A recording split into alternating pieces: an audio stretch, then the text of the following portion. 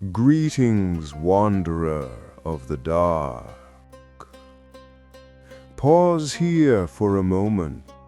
Sit beside this fire where the sand still holds the warmth of a sun long vanished. Let the desert wind brush your hair, carrying the scent of frankincense and ancient dread. Have you ever wondered what force can make an entire city vanish without leaving so much as a single brick behind? Not conquered, not burned, but simply erased, as if heaven and earth themselves wiped it from the map of creation. In the deepest heart of the Rubʿ al-Khali, the empty quarter, there is a name that camel drivers whisper only when no one else can hear: Iram. Iram of the pillars, Iram of the lofty columns, Iram of towers so high the clouds had to bow, of hanging gardens that floated between earth and sky, of rivers sweet as honey flowing upward toward the stars. The Qur'an, the book that never lies, mentions it only once in Surah Al-Fajr, like a cold blade drawn across the throat of history. Have you not considered how your Lord dealt with Ad, with Iram of the lofty pillars, the like of which was never created in any land? One verse alone, yet enough to make the greatest scholars tremble, for no city in all the world has ever been called without equal. And immediately after that praise comes the sentence of ice. Everything was annihilated. Bedouins say that on moonless nights, when Polaris hangs like a watchful eye, lost caravans suddenly see a golden glow beneath the dunes. They glimpse minarets of lapis lazuli glittering, pillars of red gold blazing as though on fire, and hear distant music rising from a place where no living soul remains. Then, in the blink of an eye, the sand rises like a tidal wave, swallowing men and camels alike, leaving behind only a circle of blackened sand, a circle that burns the souls of any who step upon it for 7 long years. That is Iram, the city cursed for being too beautiful, the city that made paradise itself jealous because it dared to be more beautiful still. Tonight, beneath this very sky, I, your modern Scheherazade, will lead you through streets of buried gold, let you touch the arrogant pillars that once challenged God himself, and make you hear the final scream of a civilization that vanished in a single heartbeat of sand. We will meet Shaddād ibn Ad, the king taller than the towers he built. Watch him laugh as he declares he no longer needs heaven because he has built a better one. And we will stand motionless when the sky splits open and the wind of doom arrives. Are you ready? The desert is waiting, and Iram is still waiting for the next soul bold enough to speak its name. The story of Iram does not begin in the desert, but in the age when mankind was still a rebellious child of heaven and earth.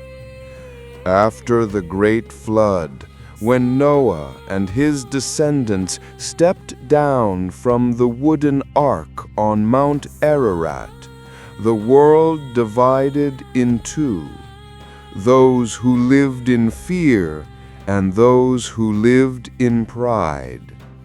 The tribe of Ad belonged to the second. They were the descendants of Iram, son of Shem, son of Noah, giants who could snap cedar trunks like twigs and drink a river dry in a single breath. They settled in the land of al-Ahqaf, where hot winds blew from every direction, and instead of bowing in gratitude for surviving God's wrath, they lifted their heads in defiance.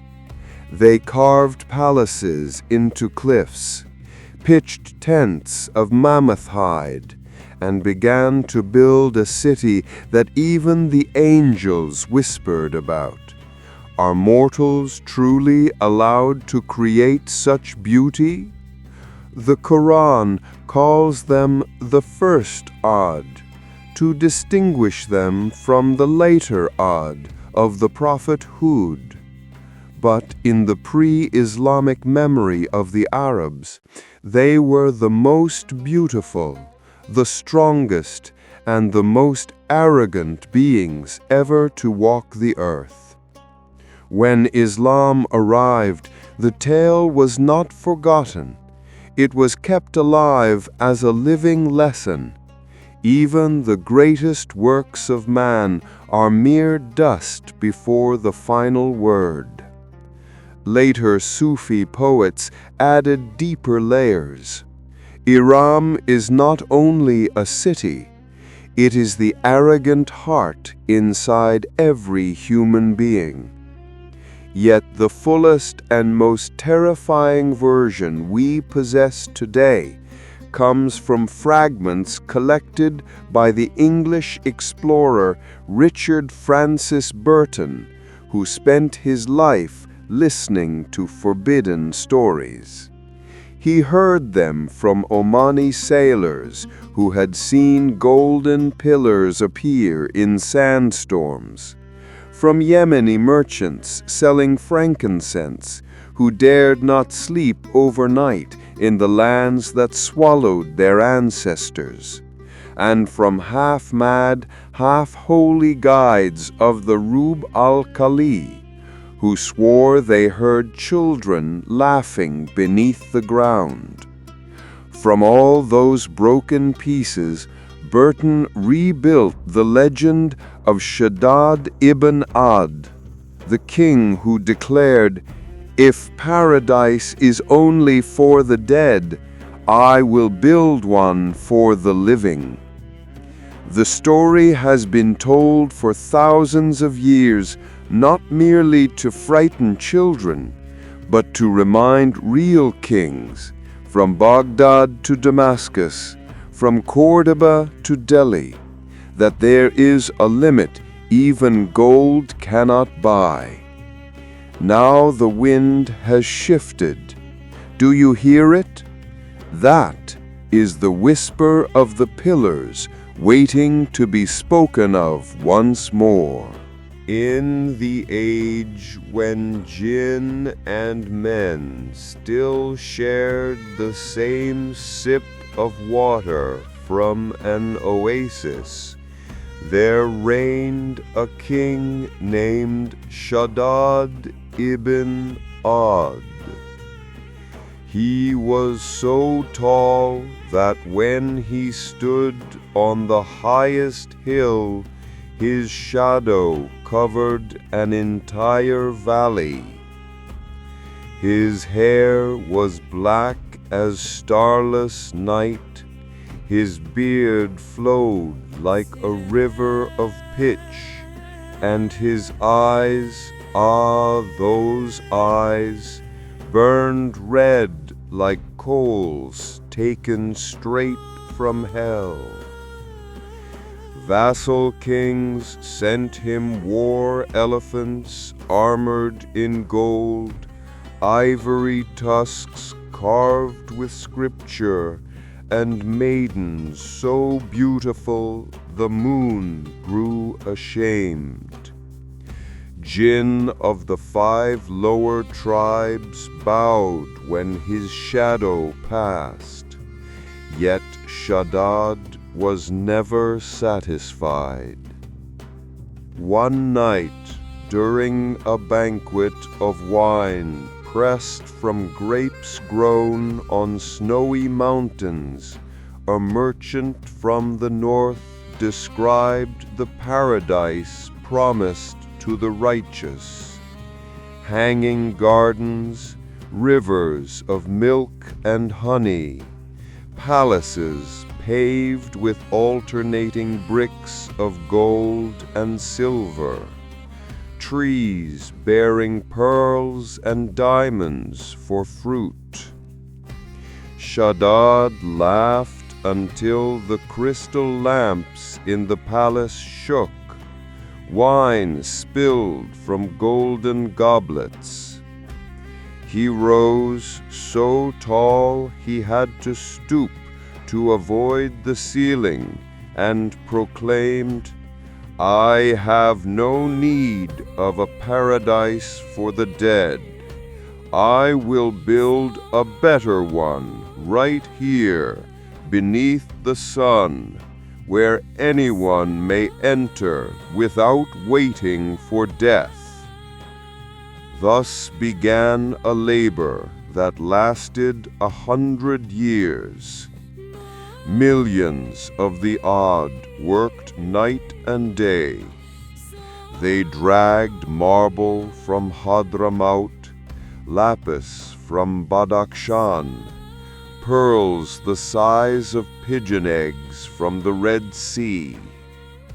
They bound mighty jinn with iron chains and the seals of Solomon, forcing them to raise pillars so tall that eagles nested halfway to heaven. Each pillar was carved from a single block, some of chrysolite, some of emerald, some of ruby, and some of pure gold, so bright the whole city blazed when the sun touched it. When Iram was finished, it was so beautiful it stole the breath from men's lungs. The gates were red gold studded with carbuncles as large as fists, glowing at night like demon eyes. Artificial rivers flowed through the city in alabaster channels, carrying rosewater and frankincense. Golden trees grew everywhere, their emerald and diamond fruits chiming like 1,000 maidens singing whenever the wind passed. The palace floors were transparent crystal, 3 feet thick. Beneath them swam fish of every color under lamps of scented oil that never dimmed. The people wore robes stiff with jewels. Horses were shod with silver. Camels fed on honeyed dates. No one aged, no one wept, and, most terrible of all, no one ever spoke the name of God again. On the fateful day, Shaddād led 100,000 courtiers to a ridge of black basalt overlooking the city. The sun struck 1,000,000 pillars until the air itself shimmered like molten glass. Silver trumpets sounded. Perfume rose so thick that falcons fell stunned from the sky. Shaddād raised his white gold scepter, ready to command the gates be opened forever, And at that precise moment, in the highest heaven, something awoke.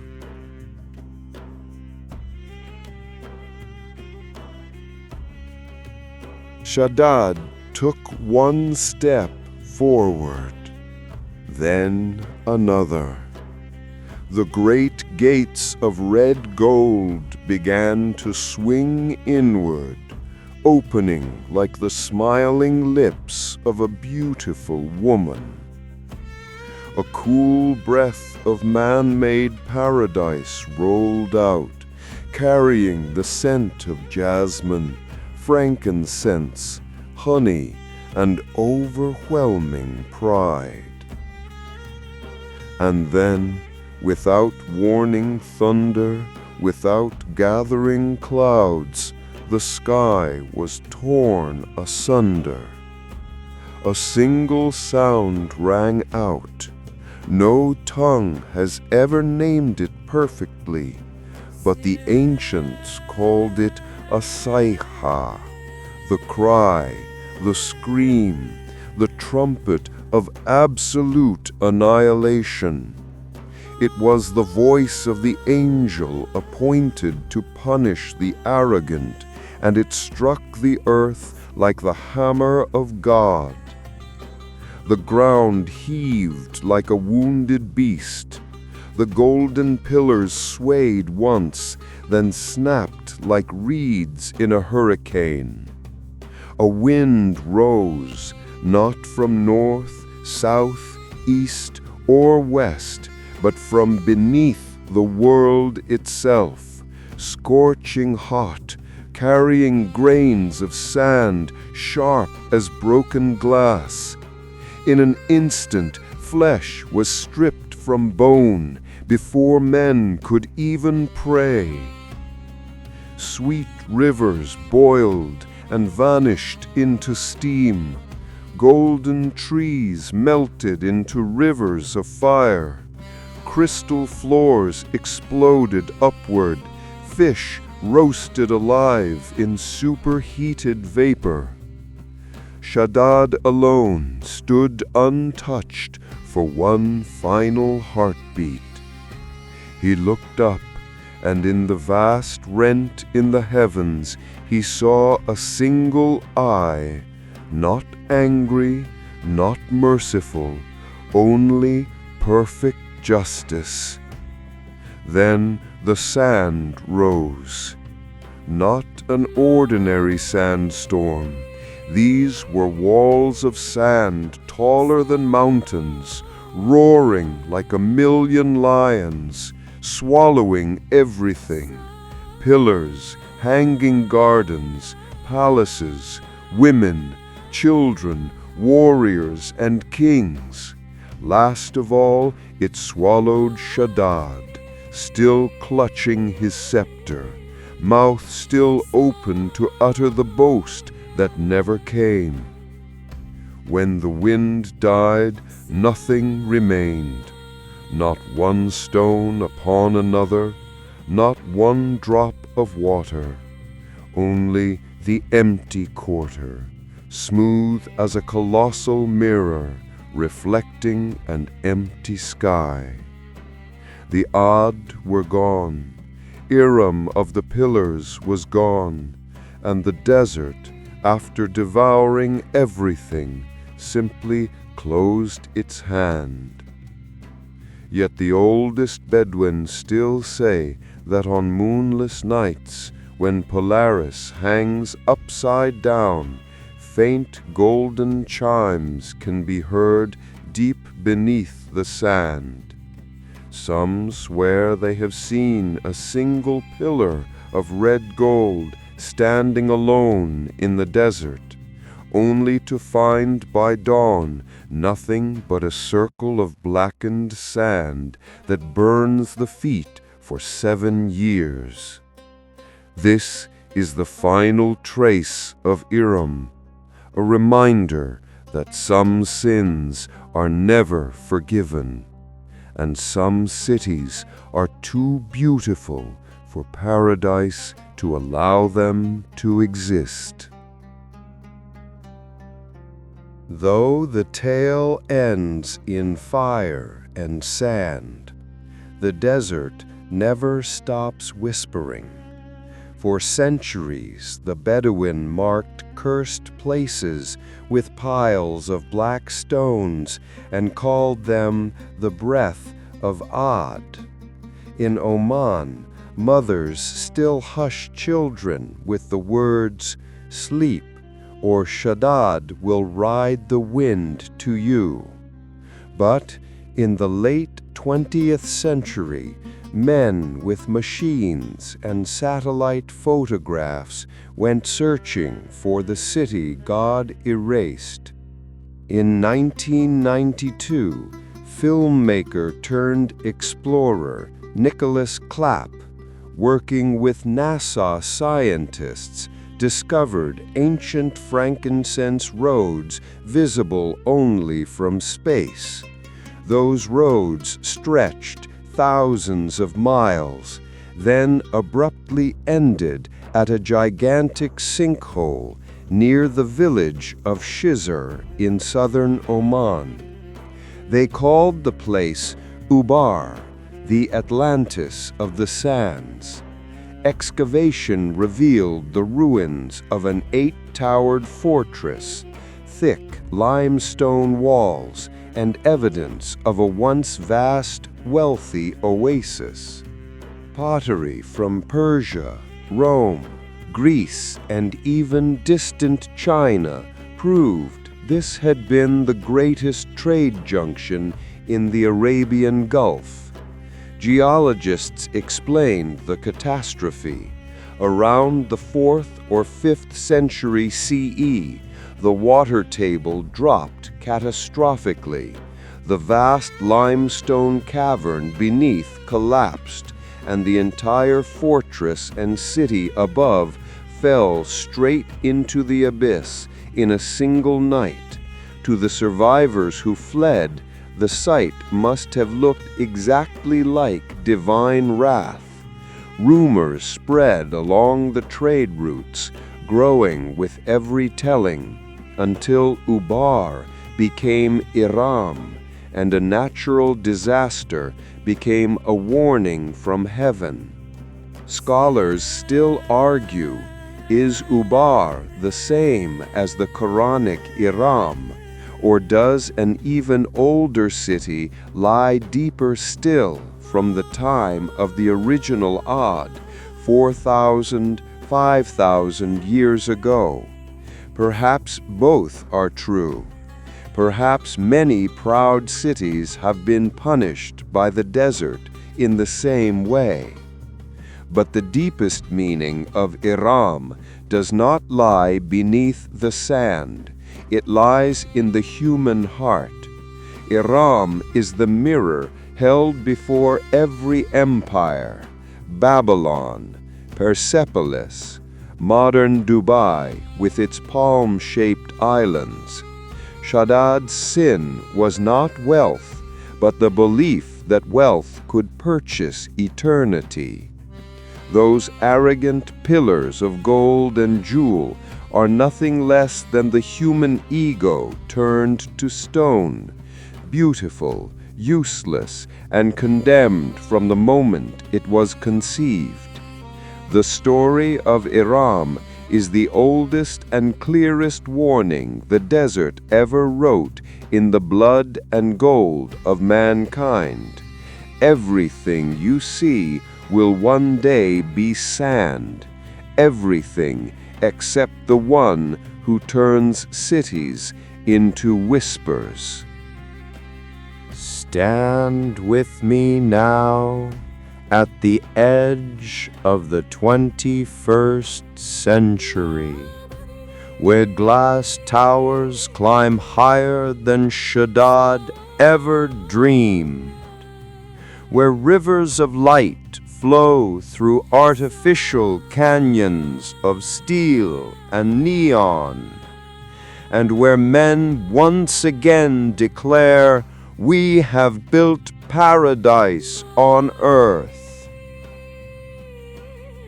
In the same Rubʿ al-Khali that swallowed Iram. New cities rise like mirages made solid. Neom in Saudi Arabia, planned as a linear metropolis 170 kilometers long, powered by sun and wind, promising a future without carbon or death. Billions pour into the sand to raise walls of mirrored glass that reflect the stars back at the heavens. Kings and princes speak of immortality through algorithms, of uploading consciousness into machines that will never rust. And the old Bedouin who still guide caravans across the empty quarter look at these shining visions and shake their heads. They remember the blackened circles that burn the feet for 7 years. They remember the chime of golden fruit, heard only when no one is meant to hear. Even in popular culture, Iram refuses to stay buried. Hollywood has chased its shadow. Lawrence of Arabia rode past the supposed Wadi of Iram, and filmmakers still dream of a blockbuster titled Atlantis of the Sands. Video games let players unearth lost pillars beneath endless dunes. Heavy metal bands scream the name of Shaddād across stadiums, and perfume houses sell fragrances called Tears of Iram, scented with frankincense and regret. Yet every time a new tower breaks ground in the desert, the wind seems... Let me confess something to you, my companion of this long night. I have crossed the empty quarter twice in my life.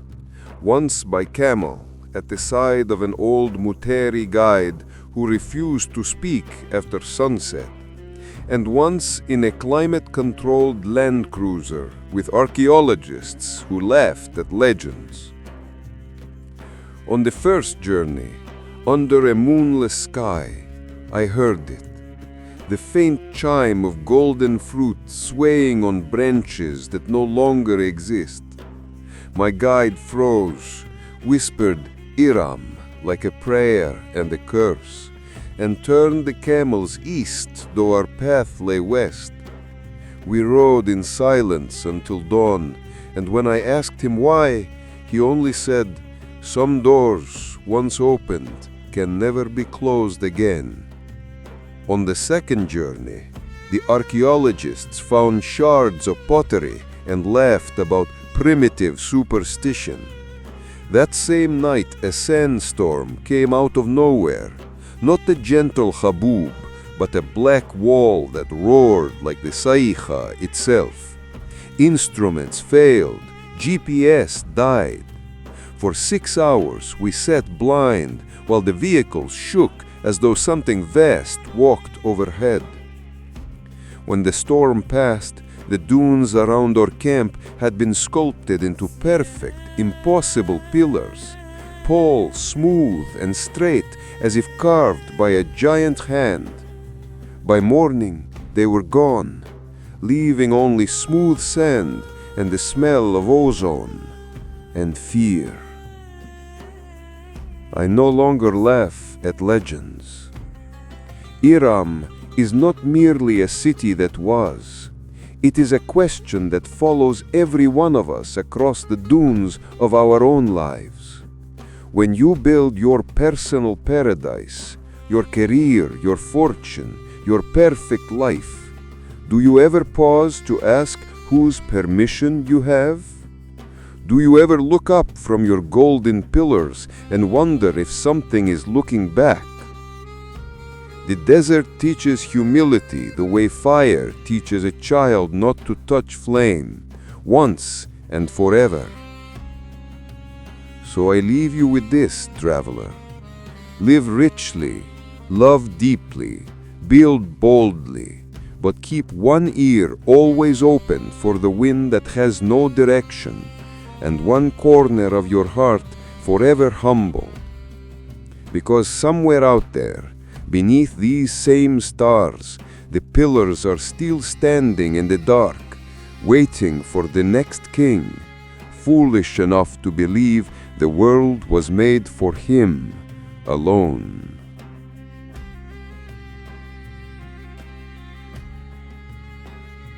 Now the fire has died completely. Only red embers remain, glowing like the last eye of Iram watching us from beneath the earth. We have walked together through streets of buried gold, touched the proud pillars that once defied creation, stood motionless amid the wind of doom, and heard the final cry of a civilization that vanished in a single heartbeat. We have watched satellites and iron shovels uncover the shattered bones of a city that fell straight into a man-made hell, yet the desert still guards its perfect secret. Was Iram swallowed once and forever? Or is every proud tower we raise today merely another pillar awaiting the wind that has no name? The ancients say that on the last day, when the trumpet of Israfil sounds, the entire Rubʿ al-Khali will roar and draw back like a theater curtain, and Iram will appear one final time, pillars blazing, gardens blooming, Shaddād still upon his throne, only to face the final judgment before vanishing forever. Until that day, let the desert teach us what it taught the A'd. Build if you wish, love if you can. Laugh beneath these stars while they still shine for you, but never forget whose breath moves the dunes. Thank you for keeping watch with me through this long and perilous night. If one day the wind brings you again the scent of frankincense and the longing for buried tales, return to 1001 night stories. 1,000 more secrets wait at the next oasis. Clever jinn, flying carpets, lovers who conquered death itself. For now, farewell beneath this desert sky. May the sands never arise against you, and may you never be arrogant enough to call them friend. The night is deep, but the story, like the desert, never truly ends.